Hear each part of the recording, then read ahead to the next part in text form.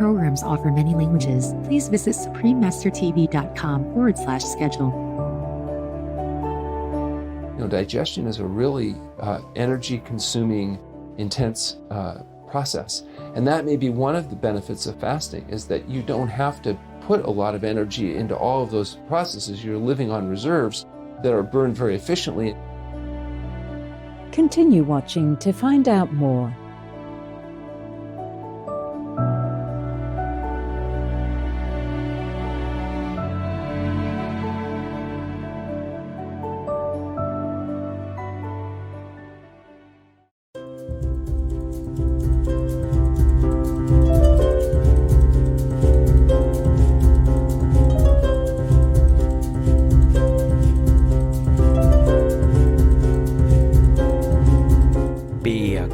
Means how are you in the Cook Islands Maori language.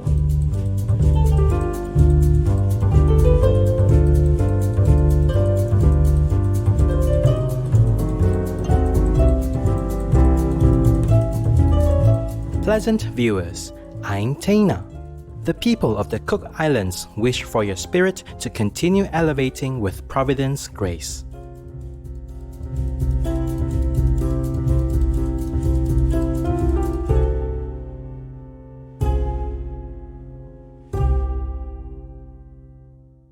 Welcome to today's program, Fasting Ourselves Out of the Pleasure Trap, Dr. Alan Goldhammer, Vegan, Part 2 or 3.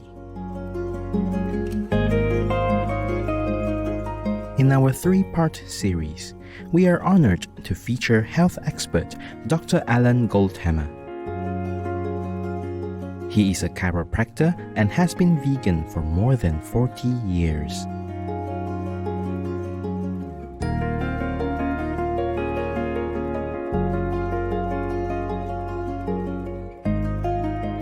To encourage the public to return to a healthier life, Dr. Goldhammer co-authored the book, The Pleasure Trap, Mastering the Hidden Force That Undermines Health and Happiness, to share his insightful observations on removing barriers to wellness and the practice of water fasting.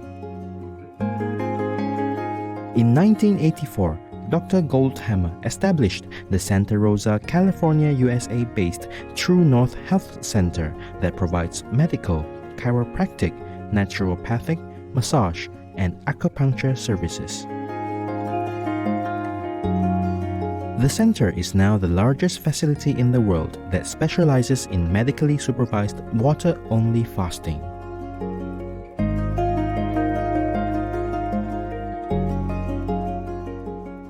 In the first episode, Dr. Alan Goldhammer expounded on the concept of the traps in people's diets, namely eating unhealthy processed foods.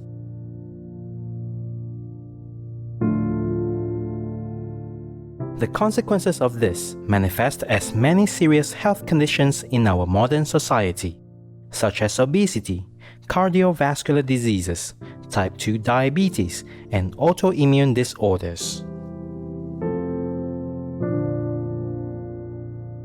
And so what we advocate is people eat a health-promoting, whole plant food, SOS-free diet.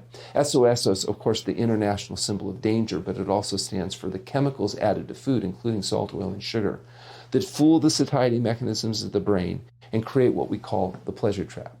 And so, in our experience, eating a whole plant food diet will result in helping normalize weight because it normalizes satiety and gives people a way of sustaining high nutrition without dietary excess. For example, when you eat whole plant foods, you get a lot of fiber. The higher fiber intake tends to have a satiating effect.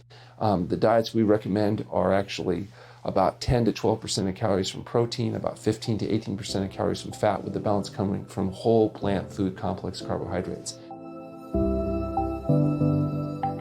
Today, Dr. Goldhammer delves into the details of water fasting and how it can be a mode to restore health. The big part of our energy and function is involved in digestion. Digestion is a really energy-consuming, intense process. And that may be one of the benefits of fasting, is that you don't have to put a lot of energy into all of those processes, you're living on reserves that are burned very efficiently, and it may be that the body's, quote, energy, so to speak, can be diverted into healing rather than carrying on functions of digestion and assimilation and elimination. You start with the feeding that's done before fasting. One of the things that we encourage patients to do is to adopt a whole plant food diet. But even more than that, the few days before fasting, if they limit their diet to fruits, salads, and steamed and starchy vegetables, that actually seems to be the best preparation for undergoing fasting, particularly eliminating a lot of the drugs like caffeine and other things that have such uncomfortable withdrawal reactions. And then you enter the fasting state itself, where after you've had appropriate preparation, you begin to go on water only. The first part of that fast, the body is going to use its glycogen reserves as well as the glucose that's in the digestive tract. And after a day or two, those available sugars have become depleted. So the body will have to go to glycogen or sugar reserves, which is found, for example, in the muscles. And after about 48 hours, not only is the glucose that's in the belly used, but the glycogen in the muscles is used, and now the body has to make a conversion to begin burning fat. And this process, what's called ketosis, is where the body changes fuels, including the biggest burner of glucose, our brain. So, biggest burner of glucose is actually that bulbous neuronal net at the end of our spinal column. And it can change in humans from burning glucose to burning ketones, or a byproduct of fat metabolism, specifically beta-hydroxybutyric acid. Dr. Goldhammer now discusses the portion of the fast where the body begins to consume its stored fat after primarily burning glucose for energy. Once you get into that phase of fasting where you're living predominantly on fat, in fact, by the end of the second week of fasting, the brain is using predominantly fat as fuel. And so there's still a little bit of glucose that's used, and that's going to come from a process called gluconeogenesis, or the breakdown of protein.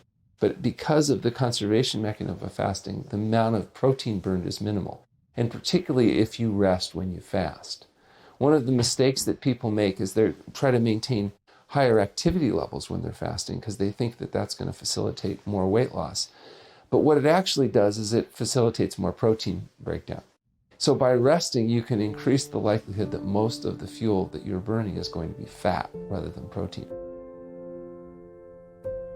To cope with toxins entering the body that cannot otherwise be removed, the body may put them in our fat stores. Thus, burning fat has a detoxifying effect on our system, which benefits our overall health. Toxic metals and other harmful elements are discharged from the body during ketosis as part of the fat reserves being utilized. Properly ending a fast is crucial, and a gradual transition to eating again is regarded as the most essential part of the process.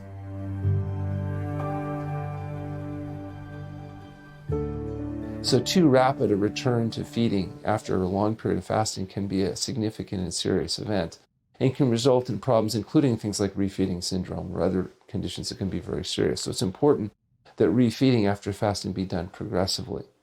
In our facility, we typically have a day of fresh fruit or vegetable juices for every week of fasting, a day of raw fruits and vegetables for every week of fasting, and then slowly introduce the more concentrated foods as a person's digestive system recovers after their fasting period. And of course, our patients fast anywhere from 5 to 40 days on water. So it can become a very serious process that does require medical supervision and appropriate monitoring in order to ensure that it's safe and effective.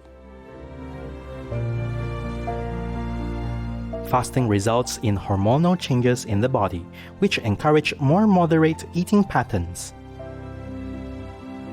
Dr. Goldhammer explains. But what I can tell you is that in fasting and also in modified fasting or fasting mimicking programs, one of the changes that happens is the satiety hormones tend to increase. And so it makes it more possible to rebalance people's hormonal issues. And therefore, after fasting, they find they can reach satiety with a whole plant food diet more readily than they had when they were on a conventional program with a lot of refined carbohydrates. For example, sugar does something. Refined sugars tend to drive the insulin levels up as the body uses this hormone to drive the sugar into the cells. And when insulin levels go up, oftentimes there's a little overreaction, particularly with the refined carbohydrates, which tends to drop the sugar levels down, which triggers the hunger, satiation, the craving issues, and the binging that sometimes is an issue for people. So sometimes just getting rid of all these sugars, all these refined carbohydrates, all the white flours and products, tends to normalize insulin levels amongst other changes. And now people don't have the same level of cravings, and they don't have a lot of the problems where they're eating not because they're hungry, but because their brain chemistry has been confused, and their brain is telling them that they're starving to death even though they may be obese.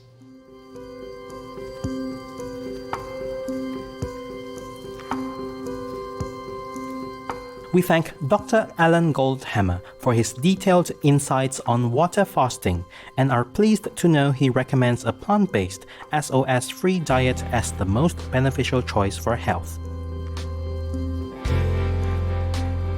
Please join us on Saturday, August 22nd for the final episode of this series, Fasting Ourselves Out of the Pleasure Trap. Dr. Alan Goldhammer, vegan. To learn more about the True North Health Center, please visit healthpromoting.com.